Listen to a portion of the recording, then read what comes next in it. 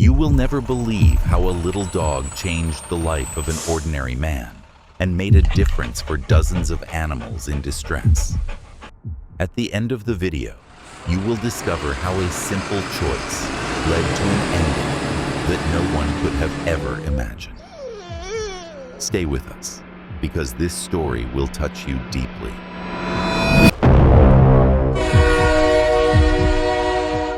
Have you ever wondered if a small gesture can really change someone's life?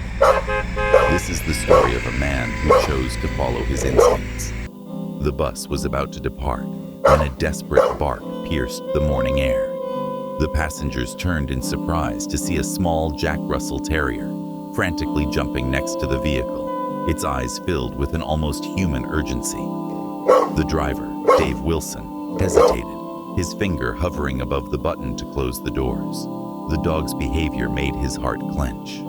This was no simple request for a ride. Little did he know that everyone was in a panic, and that a touching truth about the bond between humans and their loyal companions would soon be revealed. Dave's worn hand trembled slightly as he withdrew it from the door control. In his 15 years as a bus driver in downtown Liverpool, he had seen his fair share of strange events, but this was something entirely new. The dog barked again, this time more insistently, its small body quivering with what Dave could only describe as desperation.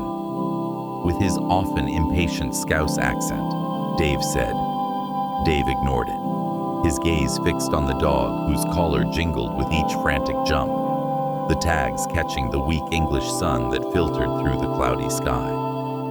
The terrier ran a few steps away from the bus, then turned back to Dave, clearly wanting him to follow. "I can't leave the bus, little friend," Dave called out, glancing at his watch. He was already late, and the feeling he couldn't shake off grew louder as the murmur of confusion among the passengers became stronger, some craning their necks to see what was happening, while others huffed impatiently, eager to reach their destinations. "What the hell is going on up there?" asked an elderly woman in a floral scarf, her voice cutting through the noise. Dave took a deep breath, making a decision that could cost him his job. "Men and women, I need to check something." Despite protests, Dave grabbed the first aid kit from under his seat and got off the bus. Would you have had the courage to abandon your job, risking your position, to help an animal? Write it in the comments and let us know what you would have done. The dog immediately ran toward him, wrapping itself around his legs once before darting down the street. His mind raced as he chased after the dog, abandoning his bus. But the dog's behavior spoke of an intelligence and determination that couldn't be ignored. The terrier led him about 50 meters down the road to a small alley between some chip boxes. In the alley lay a crumpled figure. Hi there. If you're enjoying this story, make sure to subscribe to our channel. It's completely free and takes just a second, but it means the world to us. Your support is the reason we can keep bringing you incredible stories every day. "Oh my God," Dave murmured, his heartbeat quickening as he approached. He saw an elderly woman, probably in her 70s, lying face down on the cold concrete. Her silver hair was neatly tied up, a stark contrast to the bright blue and purple of her floral dress. The dog whined gently, nudging the woman's hand with its nose. Stop for a moment and think. How many times have we ignored the signals from those in need? This is one of those situations where every second counts. Dave knelt beside her, gently placing 2 fingers on her neck to check for a pulse. To his relief, he felt it on her side. "Can you hear me?" he asked. The woman's eyes opened slowly, disoriented and confused. "Biscuit," she murmured weakly. The dog, Biscuit, Dave surmised, let out a soft whine in response, wagging its tail slightly. Dave admired the loyalty and readiness of the animal. Jack Russell Terriers were known for their intelligence and strong bonds with their owners, but this was extraordinary. "It's okay, ma'am," Dave reassured her, even as his heart raced. "Help is on the way." Today's magic word is unconditional. Write it in the comments to participate in our contest and win exclusive prizes every week. Dave noticed a medical alert bracelet on the elderly woman's wrist, squinting to read the inscription, which said, "Margaret Thompson, diabetes." Suddenly, the pieces started falling into place. Dave had attended a first aid refresher course just last month, and they had covered diabetic emergencies. Could this be what he was dealing with now? "Ms. Thompson," Dave said clearly as he leaned in, "how often are we willing to stop for a stranger? Leave a like if you still believe in human kindness." Margaret's eyes seemed to clear slightly at the question, and she nodded weakly. Dave turned to the crowd. "Does anyone have candy or a sugary drink?" As people rummaged through bags and pockets, Dave admired Biscuit, who remained watchful at Margaret's side. This intelligent animal not only recognized that its owner was in trouble, but had also sought help from a bus. Dave nodded appreciatively, took the drink, opened the can, and gently raised Margaret's head, helping her take small sips while they waited for the ambulance. The tension in the alley was palpable as passers-by whispered and pointed, some offering help, while others merely stared. Biscuit never took its eyes off Margaret, and Dave wondered how long she and her dog had been together. Dave turned to look at his abandoned bus, knowing he would have to explain a lot to his supervisor, and likely to an angry bus full of passengers. But looking at Margaret's frail figure and the little devoted dog by her side, he knew he had made the right choice. The paramedics arrived in a whirlwind of activity. Dave found himself holding Biscuit, who was now sweetly sleeping in his arms. "Don't worry, little one," Dave whispered, scratching behind the dog's ears. "Your mom is in good hands now, thanks to you." As the paramedics prepared to load Margaret onto a stretcher, one of them looked at Dave with a serious expression. Seeking help may have saved her life. As Margaret was gently secured on a stretcher, her eyes found Biscuit, and a weak smile crossed her face. "My hero," she whispered, reaching out a trembling hand to her faithful companion. Dave felt a lump rise in his throat as he watched the scene unfold. He had always considered himself a cat person, but this experience was making him reassess the depth of the bond between Margaret and Biscuit. As the ambulance doors closed and the vehicle drove away, its sirens piercing the morning air, Dave stood in the alley with Biscuit in his arms, surrounded by the dispersing crowd, exhilarated and profoundly moved by what had just transpired. How would this unexpected turn of events affect the lives of everyone involved, and what would become of Biscuit while Margaret was in the hospital? Dave knew that his view of the world and the extraordinary capabilities of our four-legged friends would never be the same again, as the wail of the ambulance faded into the distance, leaving an unsettling silence. Dave stood in the alley with Biscuit, the gravity of the situation sinking in. The little dog whined softly, his eyes fixed on the spot where the ambulance had been. Whether reassuring the dog or himself, Dave cleared his throat. Just then, a voice called out behind him, bringing Dave back to reality. He turned to find a police officer at the entrance of the alley, notebook in hand. "Excuse me, sir," the officer said, his heavy Liverpool accent pronounced. "I need to ask you a few questions about what happened here." Dave nodded, suddenly aware of the weight of responsibility on his shoulders. As he recounted the events to the officer, he couldn't help but marvel at the series of coincidences. "If Biscuit hadn't been so persistent, and you say the dog led you here?" the policeman inquired, raising an eyebrow skeptically. "Exactly," Dave replied, feeling a wave of defensiveness in favor of Biscuit. "I know it sounds crazy, but it's the truth. That little one knew exactly what it was doing. The officer jotted something down in his notebook and then looked at Biscuit. Well, I've heard stranger things. Jack Russells are known for their intelligence. They were originally bred for fox hunting. They're tenacious little ones with a strong prey drive. Dave blinked in surprise. He hadn't known that, but it certainly explained Biscuit's determination. He had just been following his instincts.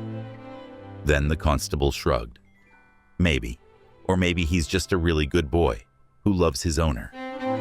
By the way, we'll need to find someone to look after him while Mrs. Thompson is in the hospital.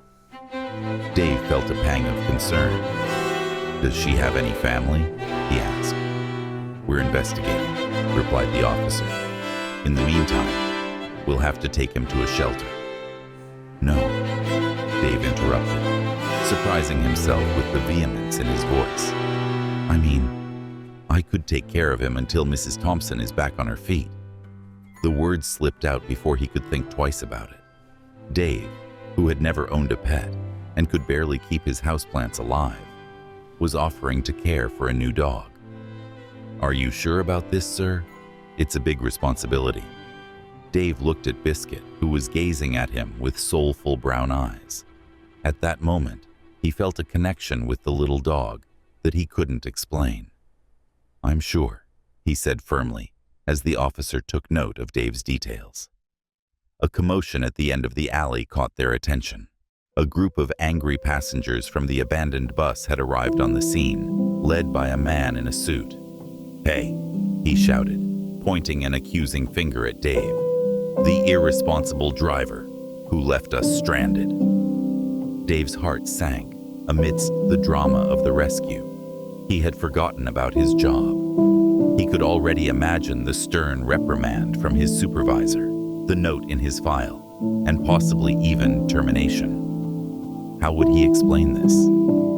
But as the furious passengers approached, Biscuit sensed the threat to his new friend and let out to everyone's surprise. A young woman stepped forward from the crowd. Dave recognized her as the one who had called the ambulance earlier. Wait, she said, her voice cutting through the tense air. You don't understand. This man is a hero. As she explained what had happened, Dave watched the passenger's anger slowly transform into a mix of surprise and reluctant admiration. The businessman who had led the charge looked particularly disheartened. I thought you'd abandoned your post for no reason, he said, now forlorn. Dave shook his head. I know how it must have seemed. I'm sorry for the inconvenience. Truly, I just couldn't ignore a cry for help, even if it came from an unexpected source. He glanced at Biscuit, who had calmed down and was now sitting quietly at his feet. The police officer, who had been watching the exchange with interest, cleared his throat just then. I think for now, we're all set here. Mr. Wilson. As the officer left, Dave found himself alone again with Biscuit. The morning felt surreal, like a vivid dream, but the warm weight of the dog resting against his leg was undeniably real. Well, buddy, Dave said, looking down at his new companion. It looks like it's just the two of us for a while. What do you say we head home? Biscuit's tail wagged in response, and Dave couldn't help but smile as they walked out of the alley together. He realized his life had irrevocably changed. The bus depot was just a few blocks away, and Dave decided to face the situation sooner rather than later as they approached the imposing brick building. He felt Biscuit tense next to him. It's okay, Dave murmured, more to himself than to the dog. We're in this together. Inside the depot, drivers came and went, the air smelling of diesel as workers changed shifts. Dave made his way to the supervisor's office, his heart pounding. With Biscuit's reassuring presence by his side, Dave entered to find his supervisor, Mr. Granger, staring grimly at a computer screen. The older man looked up, his frown deepening at the sight of Dave Wilson. I have half the city complaining about a bus left abandoned on Girard Street. You'd better have a rock-solid explanation." Dave took a deep breath and started recounting the events of the morning. As he spoke, he watched Mr. Granger's expression shift from anger to increasing amazement. "So let me get this straight," Mr. Granger said when Dave finished. "You left your bus to follow a dog that led you to a woman in medical distress." Put that way, it sounded rather incredible. Dave nodded, bracing for the inevitable scolding, but instead, Mr. Granger let out a low whistle. "I can't believe it, Wilson. In all my years on the job, I've never heard a story quite like that. Liverpool's finest, more than mere drivers. I think we might have found our man." Dave blinked in surprise at this unexpected turn. "Sir." Mr. Granger smiled, a rare sight that transformed his wrinkled face. "What you did today, Wilson, is the kind of thing that restores people's faith in humanity. It's exactly the image we want to project."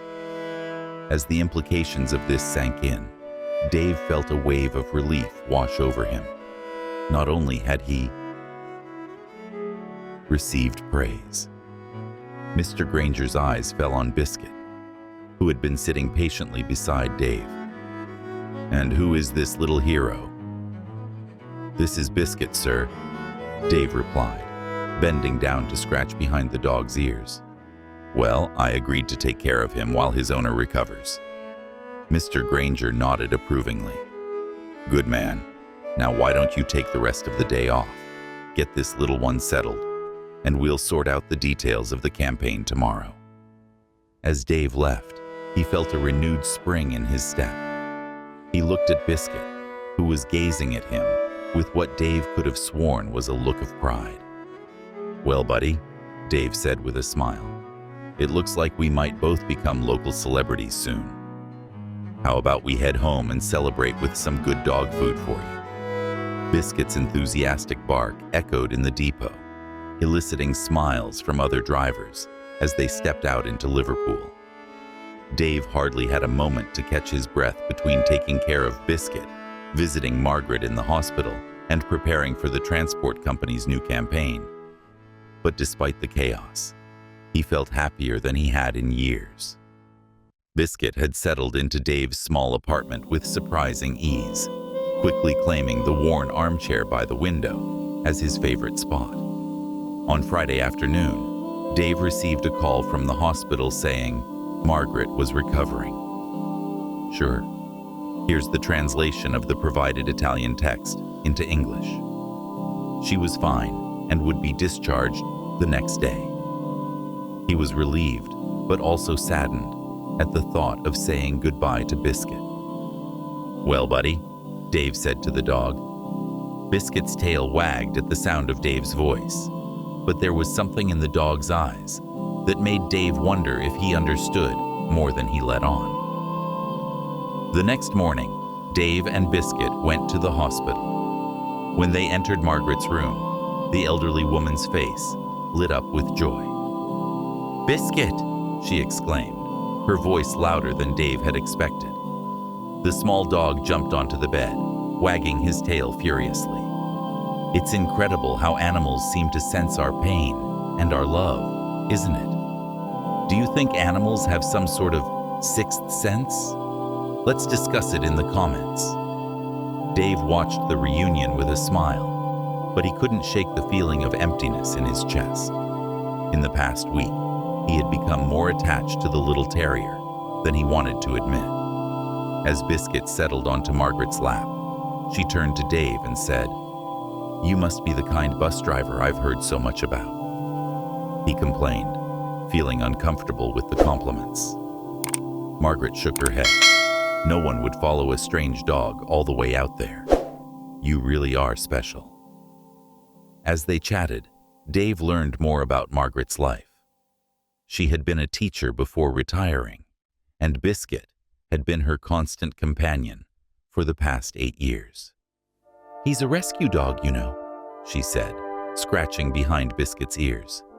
"The shelter said he was abandoned, poor puppy. but for me it was just a blessing. Would you mind if I came to visit Biscuit sometimes? I've grown quite fond of him, Ms. Thompson asked hesitantly. Margaret's face softened. Of course you can come to see him, in fact. She paused, seeming to reflect on something. I volunteer at the local animal shelter a few days a week. Why don't you join us? They are always looking for more help, and I have a feeling you would be a natural. Dave was hesitant at the idea, but now looking at Biscuit's expectant face, he found himself nodding. I would like that, he said, surprised at how much he truly meant it. As they left the hospital, Biscuit trotted happily between them, and Dave felt a sense of purpose he hadn't felt in years. Little did he know, this was just the beginning of a series of events that would test his newfound determination and change his life in ways he could never have imagined. The following week, with nerves fluttering in his stomach, Margaret and Biscuit had taken his side, offering silent support. Ready? Margaret asked with a conspiratorial smile on her face. Dave took a deep breath and nodded as they entered the shelter. The cacophony of barking, meowing, and squeaking overwhelmed them, and the smell of animals and disinfectant filled the air. The woman's eyes widened in recognition. Oh, you're the bus driver everyone is talking about. She reached out her hand. I'm Zoe, the volunteer coordinator. We are excited to have you with us. As Zoe guided them through the shelter, explaining the various tasks and introducing them to the animals, Dave felt his initial excitement growing. There was something deeply satisfying about helping these creatures, each with their own story of hardship and hope. Weeks passed, and Dave adapted to the new routine. His mornings were spent driving his usual routes, now with a renewed appreciation for life's unexpected turns. His afternoons and weekends were divided between visits to Margaret and Biscuit and his volunteer work at the shelter. It was during one of those volunteer shifts that Dave's experience took a dramatic turn. While cleaning the dog kennels, Zoe burst in with a pale face. Dave, we need your help, she said urgently. There's been a big accident on the M62. A truck carrying dogs from a puppy mill has overturned. We're taking in as many as we can, but we are short on space and staff. Dave murmured, cradling a trembling Chihuahua puppy in his arms. Zoe shook her head sadly. Puppy mills are all about profit, not the well-being of the animals, but that's why places like this exist, to give these dogs a second chance. As Dave looked around at the frightened and confused faces of the rescued puppies, something stirred within him. He had always considered himself an ordinary man, content with his job as a bus driver, determined to do more. Zoe, he said firmly, I want to do more than just volunteer. How can I help shut down places like this? This was the moment when Dave made a decision that would change not only his life, but the lives of hundreds of animals. What would you have done in his place? Zoe's eyes lit up. Well, to be honest, we were planning a campaign to raise awareness about puppy mills and promote adoption. With your new status as a local celebrity, you could be a powerful voice for these animals. Dave nodded, feeling excited and nervous. After all, he was just a bus driver. What did he know about? Share this video with 3 people who love animals and want to make a difference. Together, we can raise awareness against puppy mills.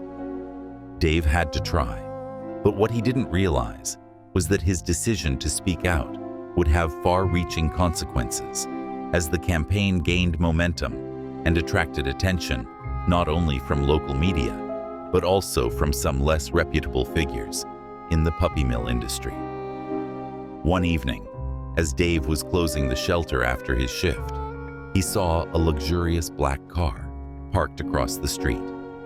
A chill ran down his spine. We need to talk about this campaign of yours.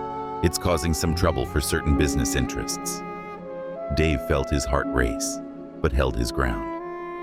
I'm not interested in talking to anyone who puts profit over the welfare of animals," he said, surprised by the firmness in his voice. The man's eyes narrowed. "I would rethink that if I were you, Mr. Wilson. Things could get uncomfortable for you and your little animal-loving friends." Dave realized that his simple act of kindness in following Biscuit that fateful morning had set off events far beyond anything he could have imagined. His mind raced with thoughts of whether to withdraw and go to the police, as fear and uncertainty battled within him. Dave found himself yearning for the constant presence of Biscuit, the little dog who had shown so much courage. With trembling hands, Dave pulled out his phone and dialed Margaret's number. As it rang, he resolved not to be intimidated and to face the situation head-on for the sake of the animals who could not speak for themselves. Little did Dave know that his determination would be tested in ways he could never have predicted, and that the true impact of Biscuit on his life was just beginning to unfold. The following weeks were a whirlwind of activity, and his face appeared on posters all across Liverpool, his story shared in local news and on social media. From bus driver to animal advocate, the man who followed a dog and found his calling, the headlines read. But as the campaign gained traction, the backlash increased. Dave received threatening anonymous calls, and one morning, he woke up to find his bus vandalized with warnings sprayed in paint. The police were understanding, but he found comfort in visiting Margaret and Biscuit. The little Jack Russell seemed to sense Dave's distress and often curled up on his lap, offering silent comfort. "You're doing the right thing, love," Margaret said, her eyes filled with pride and concern. "But be careful. These people are not to be taken lightly." Dave nodded absently, scratching behind Biscuit's ears. "I know, Margaret, but I can't back down now. Not when we are making a difference." It was a crisp autumn day. As Dave was walking home after a shift at the shelter, his mind preoccupied with the upcoming charity event they were organizing. He didn't notice the van following him until it was too late. Two men jumped out and grabbed Dave, forcing him into the vehicle as they sped away. Dave's heart raced. This was it. His worst fears had come true. They drove for what felt like an eternity, arriving at an abandoned warehouse on the outskirts of town. Inside, the walls were cages upon cages of puppies, whose pitiful whines filled the air. A man emerged from the shadows, the same one who had threatened Dave from the car weeks before. "Mr. Wilson," he said coldly, "I had hoped it wouldn't come to this, but you have left us no choice. You will help take these dogs out of the country tonight, and then you will publicly retract your statements about puppy mills. Or else." He left the threat hanging in the air. Dave overwhelmed. How could he get out of this situation? As he frantically searched for a solution, a familiar sound sliced through the air, a sharp and insistent barking.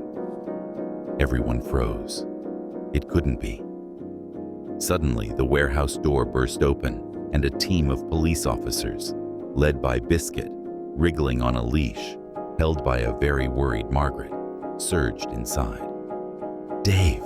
she exclaimed, a look of relief spreading across her face as the police quickly overpowered the puppy mill operators. Dave learned about their usual visit. She had been worried, and Biscuit, sensing that something was wrong, had become agitated, pulling on the leash and barking at the door. "It was just like that morning on the bus," Margaret explained, her eyes glistening with unshed tears. "I knew he was trying to tell me something, so I called the police, and we followed him. Somehow, he led us straight to you." Dave knelt, wrapping his arms around the little dog, who had saved him once again. "You're brilliant." Days later, Biscuit's second heroic act spread like wildfire, turning the raid on the puppy mill into national news and making Dave and Biscuit the faces of the anti-puppy mill movement. Donations poured into the Liverpool Animal Welfare Society, allowing them to expand their facilities and rescue efforts. Dave found himself at a crossroads. The transport company, thrilled with the positive publicity, offered him a promotion to management, surrounded by the animals he had learned to love. He knew his path lay elsewhere. "I'm sorry," he said to his surprised supervisor, "but I think I've found my true calling." And so David Wilson, a bus driver, became the full-time outreach coordinator for the Liverpool Animal Welfare Society, spending his days in rescue operations, educational programs, and occasional media appearances with his four-legged partner, Biscuit. Isn't it amazing how life takes us on unexpected paths? If you believe that every gesture counts, subscribe to our channel and join this community of people who want to make a difference. At the opening of the city's state-of-the-art new animal shelter, Margaret sat in the front row with Biscuit in her lap, both beaming with pride. "A year ago," Dave began, his voice carrying across the crowd, "I was just a bus driver. I thought I knew where my life was headed. But then this little dog," he gestured to Biscuit, who stood attentively, "showed me that sometimes the most extraordinary journeys begin with the smallest actions." Volunteers rescued animals into the arms of their new families, community members joining their cause. Biscuit taught me that heroism isn't about grand gestures, but being willing to listen, to follow your heart, even if it takes you off the planned path. Each of us has the power to make a difference, to be a hero to those in need. Would you have imagined all this because he chose to listen to a dog's desperate cry for help? Later that evening, as Dave sat in Margaret's cozy living room, Biscuit curled up between them. He marveled at the journey that had brought him here, from a solitary existence to being part of this unconventional yet loving family, from a spectator to an active agent of change in his community. "A penny for your thoughts?" Margaret asked with a knowing smile. Dave chuckled, thinking about how much had changed. "A year ago, if someone had told me I'd be where I am now, I would have thought they were completely crazy." Margaret laughed, the warm, comforting sound. "Life has a funny way of surprising us, doesn't it? There's an old saying, when the student is ready, the teacher appears. I think Biscuit here was your teacher, in a sense. He saw something in you." Waving a hand distractedly, she said, "We all helped each other." Dave's heart resonated with the word family. They had become a wonderful and unlikely family, brought together by extraordinary circumstances. As Margaret shared stories of her days as a teacher, Dave felt a sense of peace enveloping him. He thought about that morning on the bus and the decision made in an instant that had changed everything. Staying in his safe and predictable life was much like driving a bus. You could start with a preset route in mind, but you never knew when you would need to take an unexpected detour. The key was to remain open to possibilities and be willing to deviate from the path when something or someone important demanded your attention. As Biscuit wagged his tail, Dave thought he saw a glimmer of understanding in those expressive eyes. A silent recognition passed between them, two unlikely heroes who had found in each other the courage to make a difference. As Dave stepped out into the cool Liverpool night, he felt excited about what the future might hold. There would be challenges ahead, undoubtedly more animals to save, more battles to fight. But with Biscuit by his side and the support to tackle whatever came their way. After all, sometimes the most incredible journeys begin with a simple act of kindness and the bark of a little brave dog. If you enjoyed this story, subscribe and check out our next story. Did you like this story? In the next video, we'll talk about a cat that saved the life of an entire family. You wouldn't want to miss it, right? Subscribe now and turn on the bell to stay updated. Remember, every time you comment, share, or subscribe, you're helping to spread the word about stories like this. Every gesture counts, just like the gesture of Dave and Biscuit. For every comment left under this video, a dog in Liverpool shelters will receive more visibility thanks to our campaign. Don't underestimate the power of a comment. Together we can truly make a difference. There's the next incredible story waiting for you. Don't let it pass you by. Feel free to ask if you need anything else.